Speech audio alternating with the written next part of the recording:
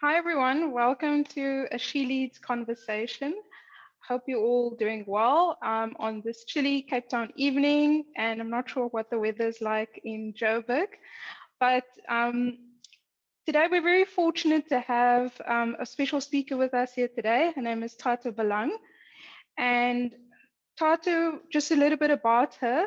Um, I've been really inspired after I watched her TED Talk, and it was all about women stepping into authentic leadership.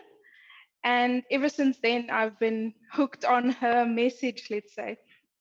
And that is what inspired me to invite Tatu to the She Leads platform today to have a conversation about speaking your way to success and doing it in a way that is authentically you.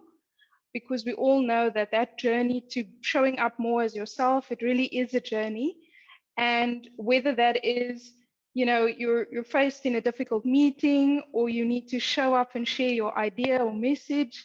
We've heard from so many women that generally becomes tricky to navigate. And we want to talk today about how you can navigate through that and advice that we can share as well from Tata's experience and her conversations with other women that can really support you on your journey, because we want you to step into leadership with a toolkit, which is what we talk about so much on She Leads. So very fortunate to have Tato here today. As I said, she's a speaker. She's a woman of many things. She's a speaker. She's a facilitator. She's an entrepreneur and founder of Transformer Coaching, and so much more. And we're going to learn so much more about Tato. So without further ado, I'd like to ask her just to introduce herself, and we'll get going with the conversation. I'm sure you're going to find a lot of value from the conversation. So over to you, Tato. Would you just like to talk about what makes you tick and what has been your journey to sharing your message on a stage like TEDx or any other stage that really challenged you, but at the same time was important for you on your journey? Thank you, Leno, and good evening to everyone. Yeah, it's a bit chilly here as well, but I hear Cape Town is more chilly. So Yes. today we had sunshine and it was warm in the day, but of course in the evening it gets chillier. So thank you for that kind and generous introduction. I think you give me too much credit, but I take it. Thank you so much. Um, so I mean, I refer to myself as a village girl. And that's what I am. I'm originally from the rural villages in the Northern Cape, and very much part of who I am, how I show up today, and the village is what shaped me today and how I think and how I do things. So I used to grow up seeing in my village and around my village how women, including my mother, you know, didn't have the freedom to authentically show up as themselves. I could see how these women had incredible dreams and things that they want to achieve, but there's so many roadblocks in the journey, so many things, hurdles that they had to, go through. And it used to bother me. It bothered me from a very young age how these women simply couldn't do the stuff that they really loved because there were so many barriers that they were created around them. And then it formed my research dissertation, and then I took it to the TEDx stage. And part of my dissertation was interviewing incredible, amazing women at leadership, who are senior leaders, executives in the corporate organizations. And some of the questions were just really the challenges that they continue to face on the leadership journey, right?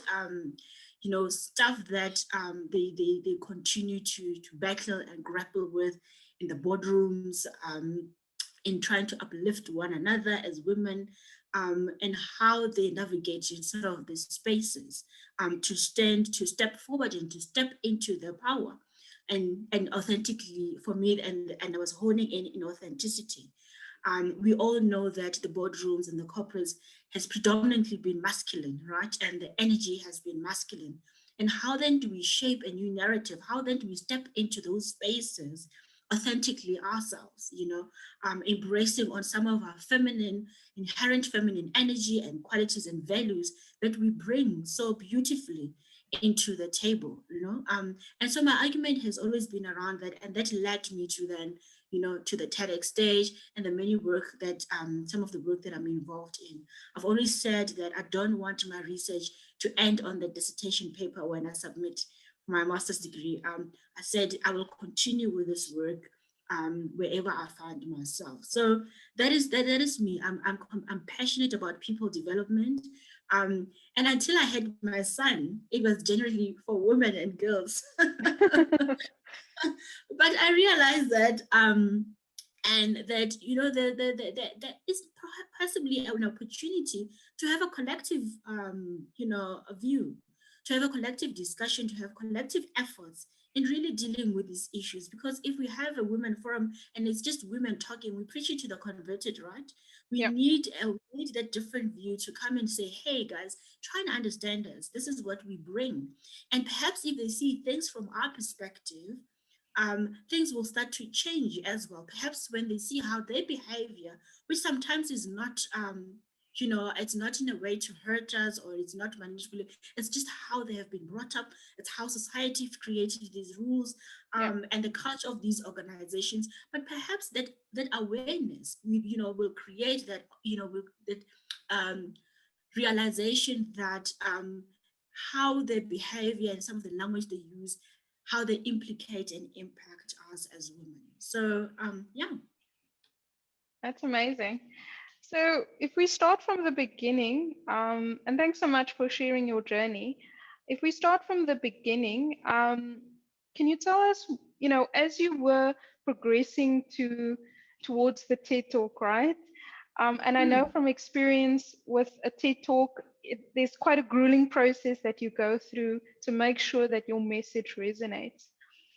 What do you think are the main elements when it comes to creating and sharing your message, whether that's an idea or whether you want to challenge the status quo in your organization? What do you think is really the foundations of, yeah, making sure that your message resonates with your audience, and that you're going to really make the impact that you want to achieve? Yeah, I mean, that's such a rich question. And we could spend the whole day talking about it. Um, but I wouldn't say it was a gruesome process. Perhaps it was, look, I love taking on a challenge and I love speaking, right? I always push myself, and people, I remember I was facilitating a seminar a month ago, and the lady after that said, wow, how do you do it? Like, is it I can imagine that it's easier online because you're not really seeing people. And I said I actually prefer it face to face. And I'm gonna tell you why in answering you. So the one of the first things that I would say is really about, and I'm gonna clarify that we're talking about verbal communication here, right? In your question, Lena. Yes. It's verbal communication. We're not Mhm. talking about written and stuff, right? So one of the key things is really connecting with the audience. You need to seek that connection. It's vitally important.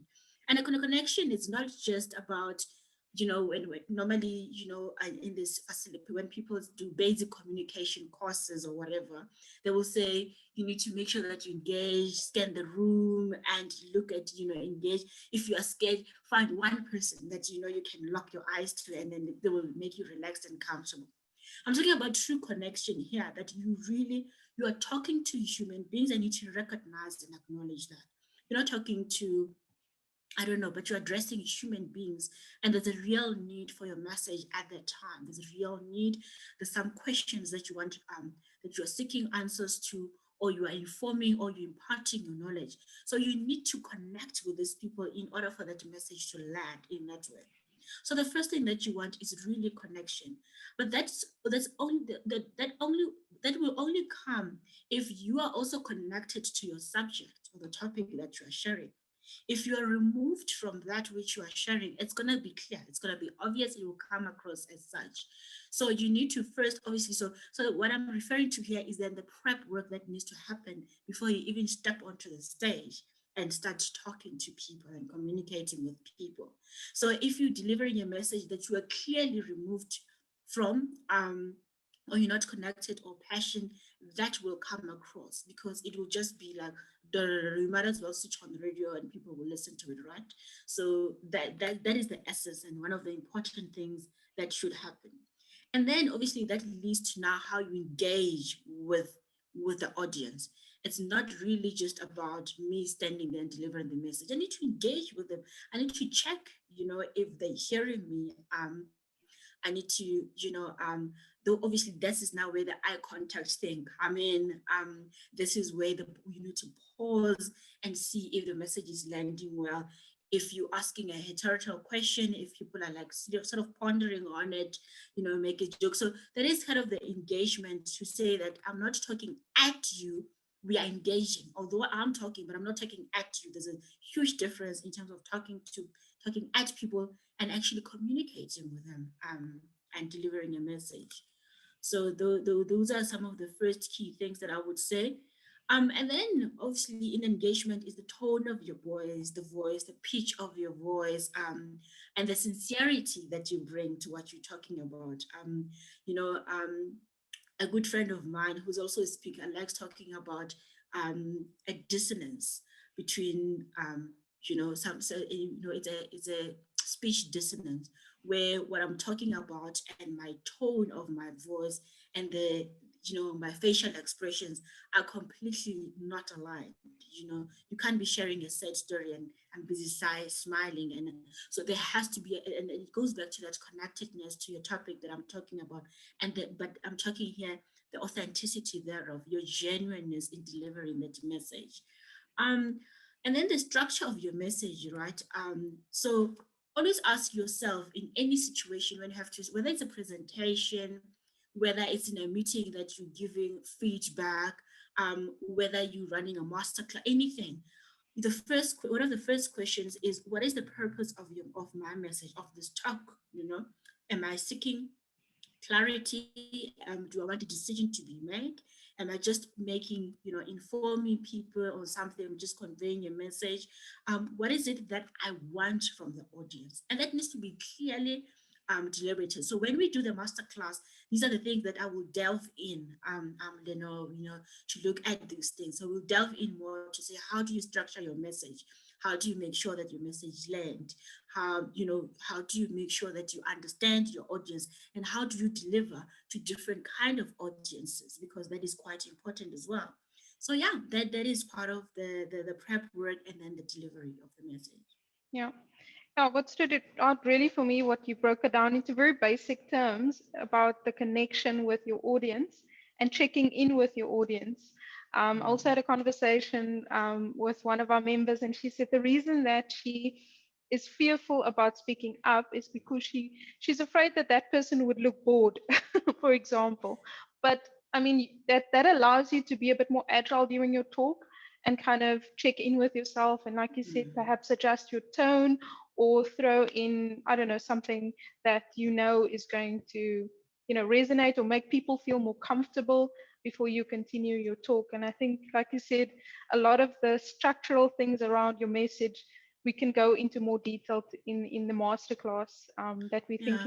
And you're quite right. So something that I also just want to highlight is as you were talking, something that comes to mind is your ability to read the room. It's quite important as a speaker, because then you might come with a prepared speak, but you need to also be in the moment, and be present, because then you can read the room and like, maybe I need to tone it down because it's not working as I think it was.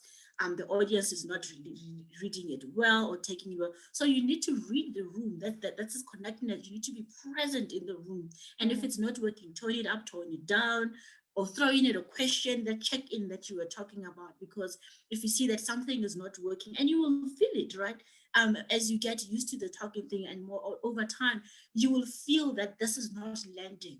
And you have to, in the moment, switch things up, beef it up a bit or tone it down, whatever that the situation is calling for. Yeah, exactly. And then the other parts that you spoke to about knowing the purpose, what is the purpose behind, because that's going to make your message quite strong, because you know what you're trying to achieve, whether it's making a difference or sharing your idea. Ultimately, it's about affecting a change, right? So that's what Absolutely. I really love about the TEDx platform, that you can, by just sharing a message, you can change people's perspectives. So I think that's really great. So I want to get into, for me, the topic that I always ask the speakers on our platform is all about limitations and things perhaps that you needed to overcome, right? So I know for myself, from a personal perspective, I did not consider myself a natural speaker. I was very good at speaking at work because I knew the topics, but when it comes to anything outside of that, I was scared to death, let's say. But over time, I realized it's just a skill you need to learn over time. And when you become more comfortable with a particular area or topic, then it doesn't feel like such a big mountain that you need to climb.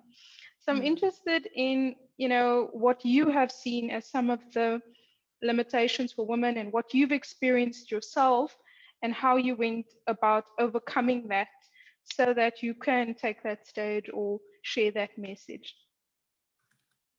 Sure. Yeah. Look, I think, as you were sharing your own experiences, I think it's true for everyone, right? There's always that little voice. I think the first limitation is ourselves. Let me just say that.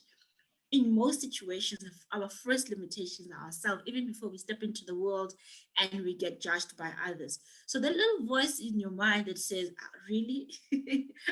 This is not your normal day-to-day job. This is something else. You really think you could do that?"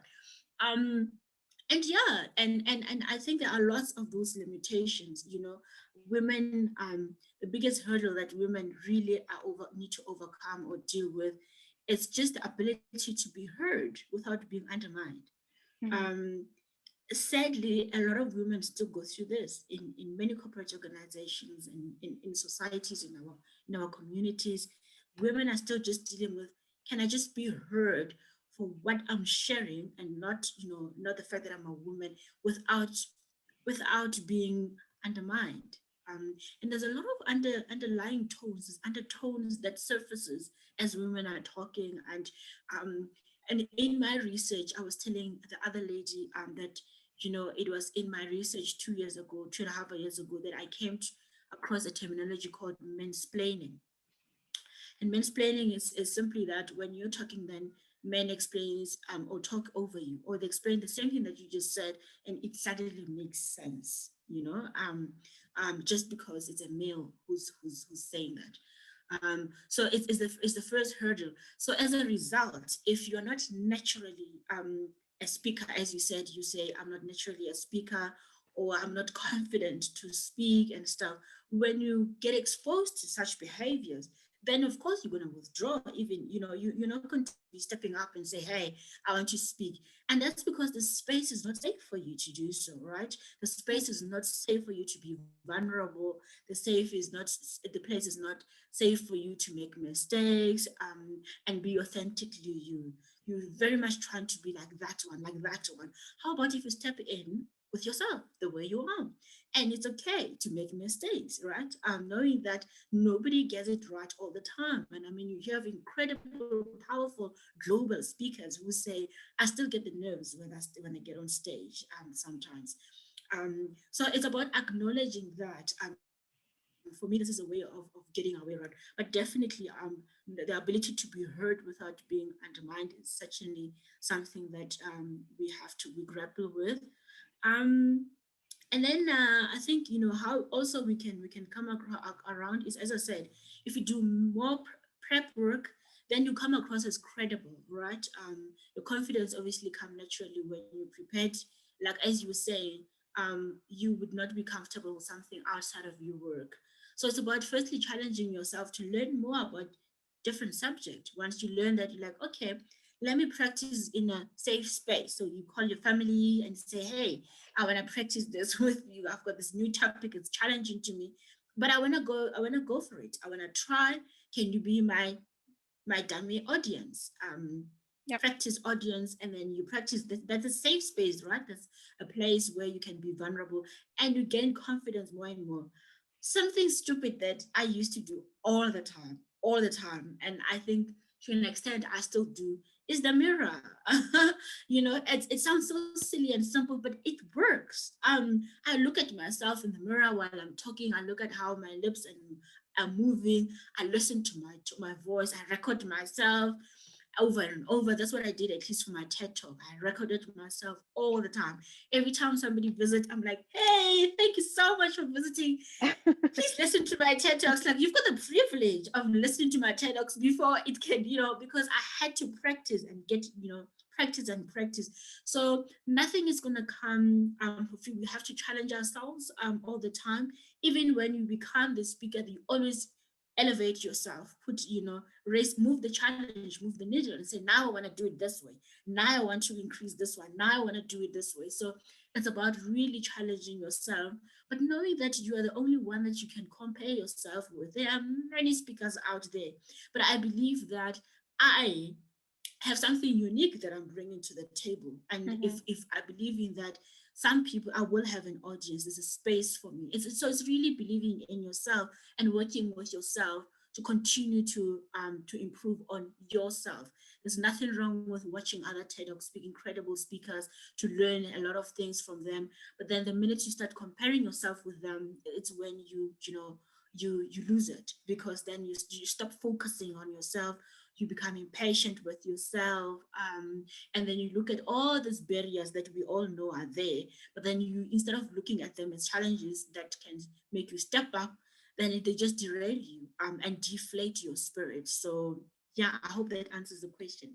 Yeah, definitely. Because a lot of what you said resonates so much, because you can acknowledge those doubts that come up, but then, like you said, start practicing in safe environments. Like you said, you used your friends as a way, and I think those are really practical tips that anyone can start doing, whether it's, like we said, in a meeting environment, or you would like to start getting your message out there to a broader group. So those are very practical tips, and it's great to hear that even you went through that journey.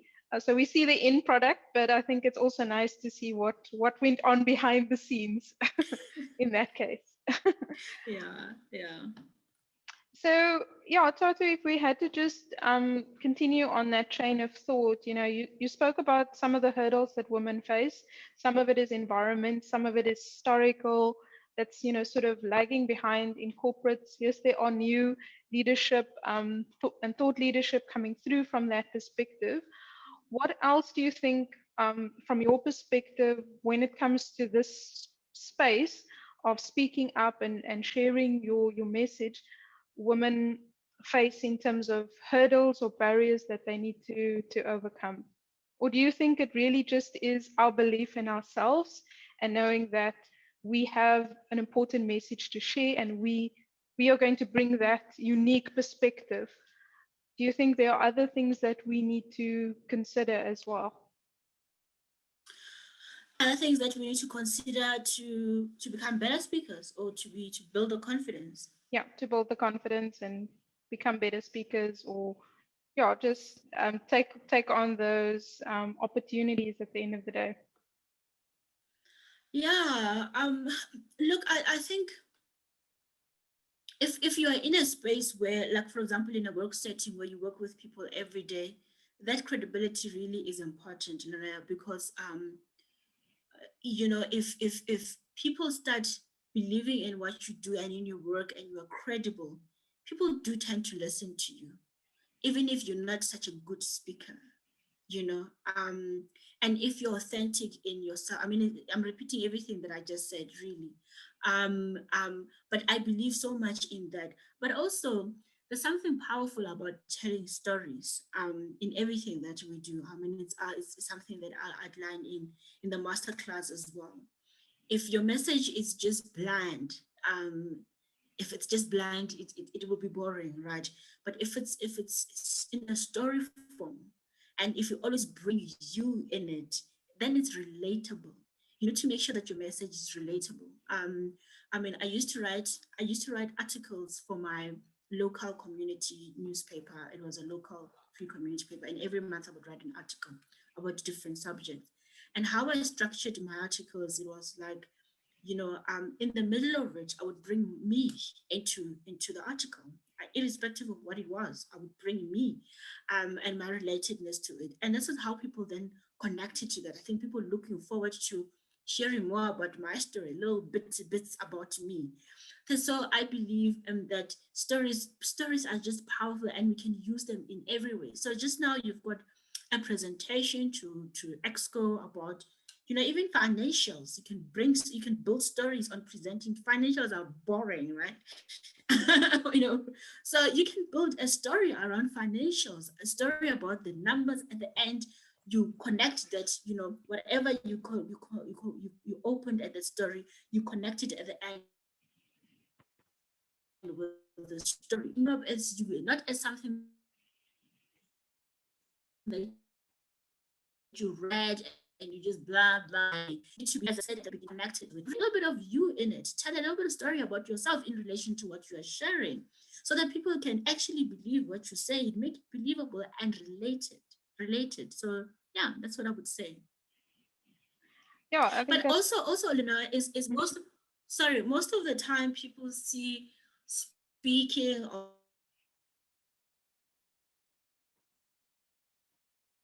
or sharing a presentation as, oh, just bring you in it, in the way that you chatting with your friends, sitting with your friends and sharing something that you write in this paper. Like, how can you be, of course you make it more professional, but you make it conversational. You just picture and imagine yourself sitting among your friends and sharing something they don't know anything about. And so how would you do that? You obviously make it relational. You want to make sure that you take them through a story. So obviously your message has to be coherent because you're telling a story. There's a nice fresh opening, then there's a message that you want to send across, and then you close it off. So it has to be storyline. Build a storyline around whatever that you need to share, and I promise you it works. Yeah, I think that's great advice. Like you said, you can take a boring topic and I think bringing your own experiences into it, because we all have this unique perspective, and showing that it's a problem, and hopefully what you can turn a problem into an opportunity, so that there's a positive way that we can look at things. So yeah, I think that's really great that you shared that. Just to kind of end off on the conversation, you've shared so many, let's say, gems and advice throughout this. Just coming back to your TED talk around authentic leadership. Why was that so important for you at that point in time? I think it was more than a year ago that you actually delivered the TED talk. Why Yeah. at that point in time was that so important for you? And we will share the full TED talk for those that are interested to go and watch that. I would really recommend it. I think you're going to get more value out of that as well. But yeah, just from your perspective, Thato, why was that so important? And what was the key message? And what would you like everyone listening to this as well to kind of walk away with when it comes to authenticity and being more yourself, not trying to be like someone else? And whatever environment did you find yourself in? Yeah. So let me first say, let me start by saying that it wasn't only important to me then, it is still important to me, and I think it will always be important to me. Some of my friends call me Queen of Authenticity. So, yeah, The queen of but talk and authenticity. yeah, look, it's vitally important to me, and I think why it is so important for me is because of how I grew up. Honestly, it's how I grew up. I grew up this shy and very reserved child who was bullied in primary school. I was bullied a lot. And it was only in high school that I had my voice, that I was like, this is an opportunity for me to rebrand, because I went to high school 200 kilometers from home at a boarding school. And it was there then I was like, you know what, this is a fresh new start, and I'm going to create this opportunity for me. So I think it was how I grew up. I felt that I so much wanted to be me, but I was very different to a lot of the people around me. I was very different because I always had different thinking, different ways. You know, I challenged a lot of things around me that I didn't understand, but it was very difficult for me to voice those things out, to step out and say, this is me and this is how I'm authentically. So because that was challenging for me, it's something that I think more subconsciously bothered me. And then when I came into corporate, it became so pervasive that I could not stop it anymore. You know how it bothered me. In corporate, it became so incredibly pervasive. And so for me, authenticity is really and the journey, it's a journey. There's something that you said at the beginning, Leno, about how this is a journey. Personal development and this authenticity thing is a journey. We are always evolving as human beings, and we are always discovering ourselves. Always, we are on a journey of discovery. We find things about ourselves as we're growing up and maturing, and we're growing. We are evolving, as I said, and so for me is the commitment to continue to do the work of the self, and to dig deep and get this deep self of, you know, of self-awareness, um and what your values are, what you stand for, what drives you, what you're about. And really, I would even extend it to what your purpose is. So for me, that's why it's so important. I absolutely believe that all of us are here for a specific purpose, and that is where our authenticity comes in. It is only when you dig deep and get to that you truly live out your authenticity, and you get closer and closer to fulfilling your purpose. You cannot fulfill your purpose while you are trying to be somebody else. It simply won't work. You will not be fulfilled. You will not continue. For me, it's not true living. So that is why it's so important for me. And obviously, it's a consistent journey to be committed to yourself, irrespective of where you find yourself and what the environment where you are is saying about yourself. Because there will always be a lot of, but Thato, you think you're too much of this, you're too little of this, maybe do better of this, this. We expect you to do this. People will never really be happy with you and what you are. But you need to be comfortable in your own skin, accept yourself with flaws and all. I mean, nobody's perfect, right? Accept you with flaws. Where you can do something about it, work on it. But I think there's so much power in really trying to understand who you are and accept yourself. So for me, what it has done for me, it's really how it has shown up for me is in liberation. It's very liberating. And if your confidence, if you struggle with self-confidence, if you do this work, it will just elevate your self-confidence. Even if you find yourself in spaces where you're not sure about this and that, but because you're so in tune with who you are, and what you're about, you're not apologetic about it. You step into any space and you own it. And people feel that energy. You literally walk into a room and people feel your presence. And that's what it's about, right? It's Yeah. about exactly that. When you make mistake, it's like, oh yeah, I made that mistake, and you move on. You don't sit down in 2 months, you lock yourself in a room and crying because you made a mistake. You understand and accept that making mistakes is a very part of this life, and that's how we grow and learn. Yeah. Yeah. And what I found interesting in your talk as well, I think you talk about the double barrel, where you can perceive yourself, well, in your home life or your personal life, you're one person, and you come into another environment like Yes. work. And I hear that a lot from women as well. I feel super confident as a mom or whatever my role is at home. But when I step into work, and it's a different story. And you talk about the fact that you're not two different people. You're just one person. And like you said, if you get that different feedback, it's about going back to who you actually want to be and who you really are, instead of just being influenced by external feedback all the time. And that's gonna sort of poke at your authenticity if you yourself don't do that work, or yeah, get to those answers. Yeah. And if COVID didn't teach us that, that that you can't be one person and then tomorrow and you step into a different environment and you become that, then I don't know what is going to teach us that. Because COVID, in South Africa level 5, we were doing all of it in one space, right? Yeah. You had to manage everything in one space. So there was no time to like, okay, now I'm in the office, now I'm at work, now I'm Yeah. at a social event. And normally check yourself in the feedback that you get. So I was chatting to in another talk the other day that one thing that I that gives me comfort is the consistent feedback that I get across at work, in my social circle, in family. There's always consistent messages when people say, what is Thato about? There's at least three things that are consistent all the time. So for me, that shows that in every space that I step into, I step in authentically myself. And that for me is the easiest way of living. I find it incredibly difficult if I have to wear different facades and take on masks and take them off. It's incredibly difficult for me. I simply can't maintain Yeah. that. We don't need that weight, that extra weight. No, no, no, no. There's too much problems in the world already. Exactly. Yeah. So Tata, it was really a pleasure to have you and to have this conversation. Is there any parting words? What would you like people to walk away from after this talk? Is there any one thing? Well, authenticity is liberating. I think that's one key message. Also, don't let your doubts sort of prevent you from showing up. And Tata shared a lot of very great advice, practical things you could do.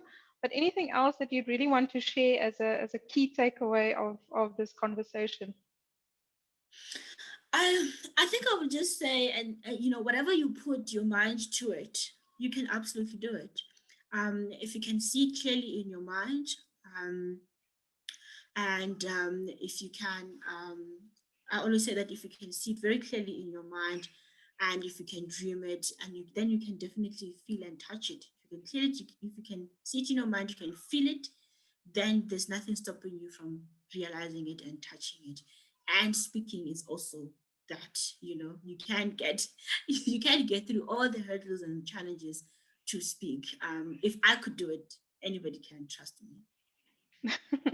That's very encouraging. I think that's very encouraging. The future looks bright then, if we look at it from that perspective. Thanks so much, Tatu. So we're going to leave all Tatu's details as well in the sections below. And yeah, please, if you're interested in continuing the conversation around this, we are looking into a masterclass slot again with Tatu. So if you share your details with us, we'll definitely include you in the communication. So once again, Tata, thanks so much for this amazing conversation and wishing you well with all the great things that you're still going to be doing. And we will be following you quite a bit. Thank I you look so forward much, to Lena. I working with you. absolutely enjoyed the conversation.